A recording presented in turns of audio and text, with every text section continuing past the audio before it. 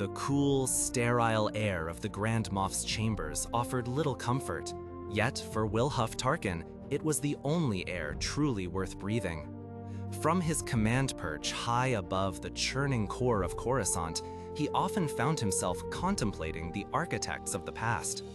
Not with nostalgia, but with a cold, analytical eye, assessing their failures, their weaknesses, their inevitable demise. And among those failures, the Jedi loomed largest in his mind. He remembered them, of course, not as the legends painted them, nor as the Republic revered them. To Tarkin, they were never heroes, but rather something far more insidious, an impediment, a deeply ingrained flaw in the very fabric of galactic order. And few embodied this flaw, and yet, paradoxically, its formidable capabilities, quite like Obi-Wan Kenobi. It was a strange thing, this memory. Tarkin prided himself on dispassionate assessment, yet Kenobi always elicited a peculiar mix of professional admiration and profound, almost visceral contempt. Not hatred, no. Hatred was too base, too emotional. This was something far colder, far more absolute, an ideological revulsion. He recalled with chilling clarity a specific mission years before the Empire had fully unveiled its terrible grandeur. The Citadel, a fortress, impenetrable and unforgiving, where Jedi and Republic forces alike were pushed to their absolute limits. It was there that Tarkin, then a captain, had observed Kenobi firsthand. He remembered the general's movements, precise, economical, devoid of wasted energy. He remembered the swift, decisive lightsaber deflections, the tactical acumen in navigating seemingly impossible situations, the calm resolve in the face of certain death. There was no denying it. Kenobi was a master of his craft, a truly formidable warrior and strategist. His skills were undeniable, almost elegant. And yet, it was precisely this mastery that fueled Tarkin's ultimate disdain. For all his formidable abilities, Kenobi was, to Tarkin, bound by a flawed, outdated doctrine. The Jedi Code, with its emphasis on emotionless detachment, on universal peace at any cost, on the esoteric whispers of the Force, was a straitjacket. It prevented individuals like Kenobi from reaching their true, pragmatic potential. It turned a weapon of precision into a tool constrained by moral qualms, by a philosophy that, to Tarkin's mind, was utterly impractical in the messy, brutal reality of the galaxy. He saw Kenobi's restraint not as virtue, but as weakness. His compassion not as strength, but as a liability.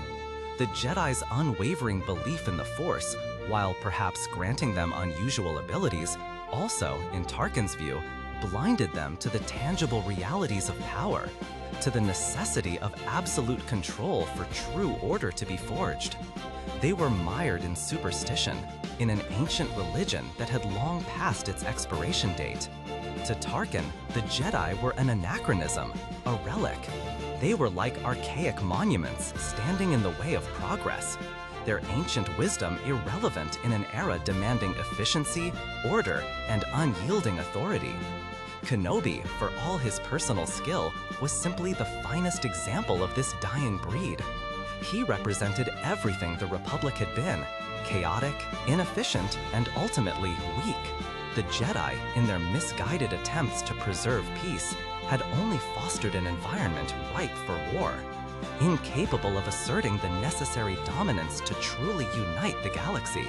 When the Purge came, Tarkin felt no sorrow, no regret, only a profound, chilling sense of inevitability. The Jedi had to be extinguished, not out of malice, but out of necessity.